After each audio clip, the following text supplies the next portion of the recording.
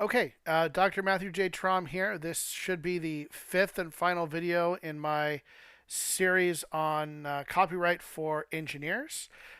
We did end up on this slide last time, but if you're just joining us and haven't looked at the previous videos, I do just want to remind you of a quick disclaimer that I am not a lawyer and the content here is not legal advice.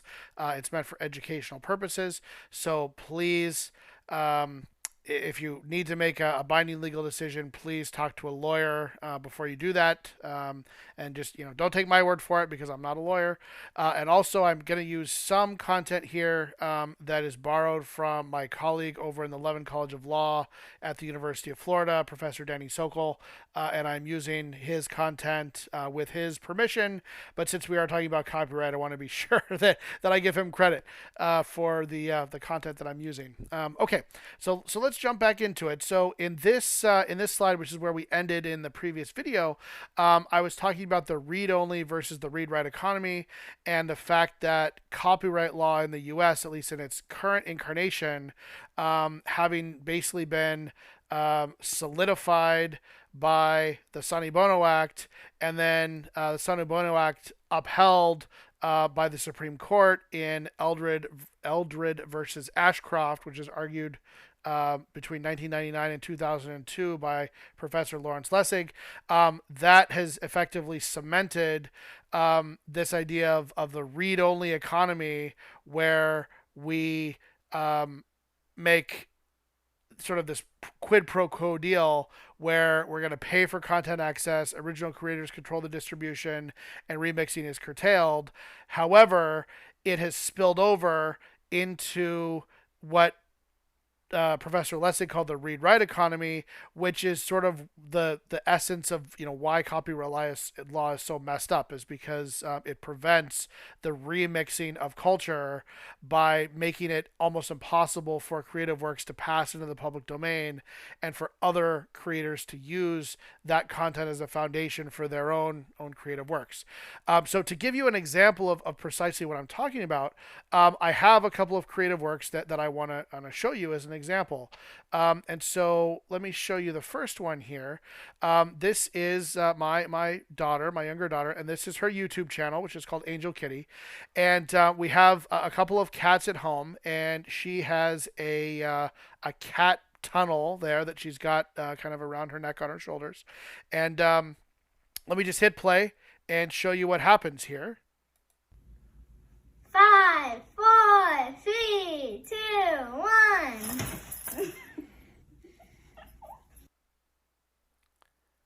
All right. So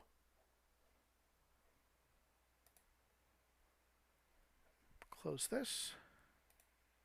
All right. So that was an original video of my daughter doing something silly that's posted up on YouTube, right? So per copyright law, she controls the copyright, right? She owns that content. And there's nothing in there that's any sort of, remixing of culture or anything that would, violate copyright law. Now, let me show you another one of her creative works as an example of the read-write economy. Okay, so this is again her YouTube channel. This is a character named Angel Kitty that the channel is named for, which my daughter created. And how did she do this? Well, she used these anime characters, which are available to her on Gacha Life, which is just an iPad software package that she uses to make the characters and add wings and pets and hairstyles and so forth. And this is just an introductory video by my daughter to introduce us to this character. So I'll just play this for you so you can see it. It's just a couple of slides and some sort of poppy music in the background. So here we go.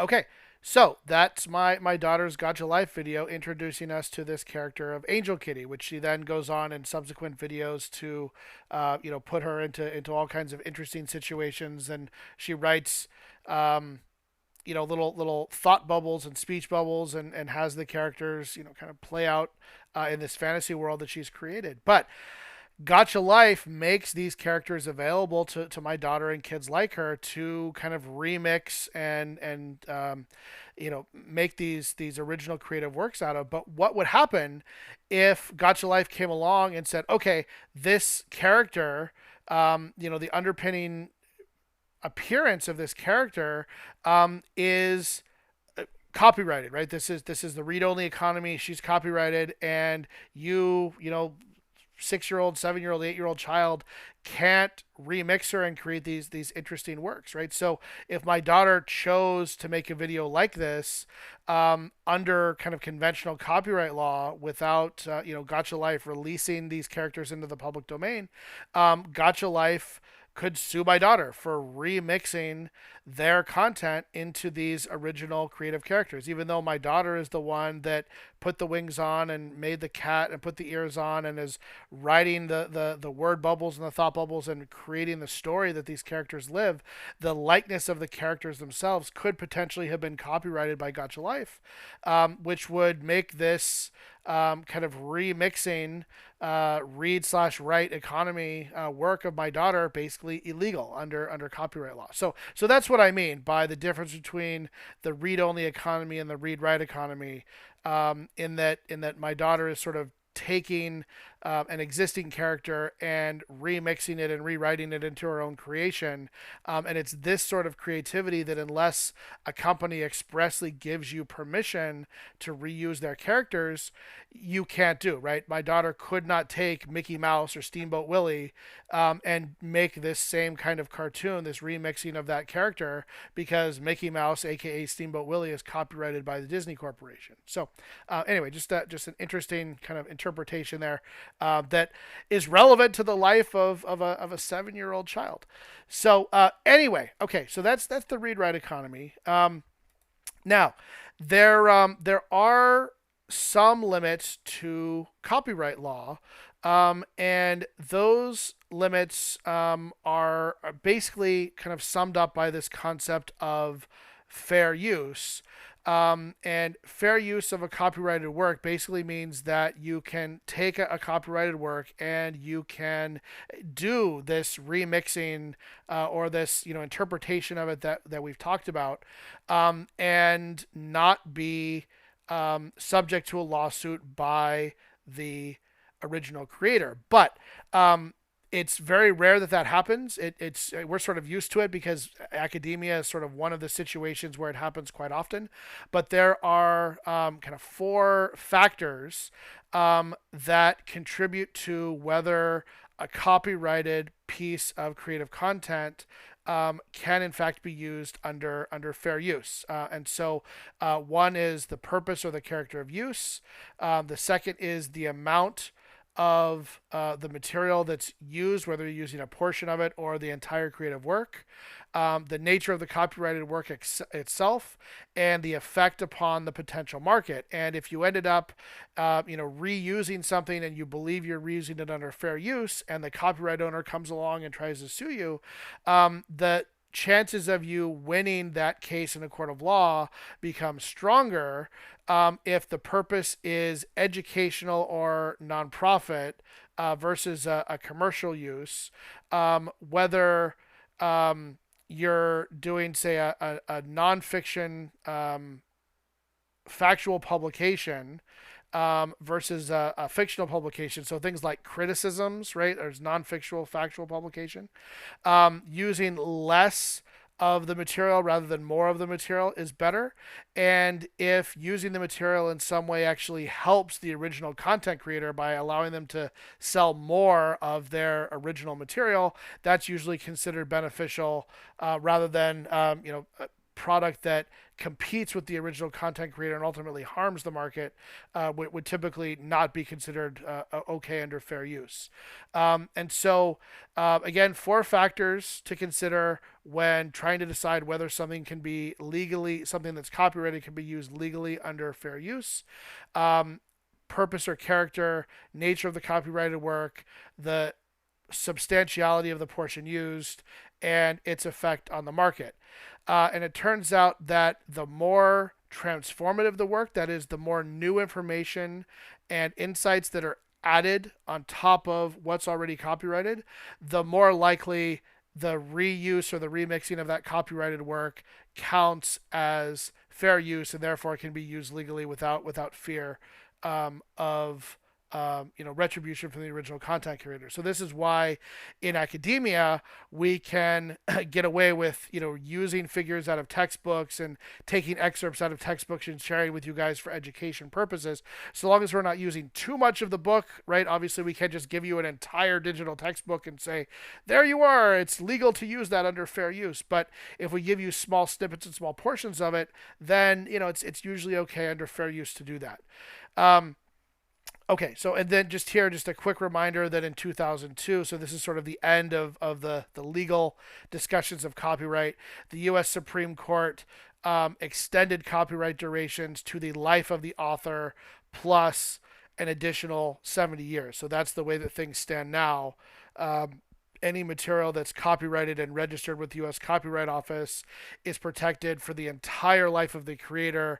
And then once the creator dies, 70 years in addition on top of the life of the creator, right? So again, incredibly powerful statute that is very, very, very heavily biased towards the content creator and not the consumers.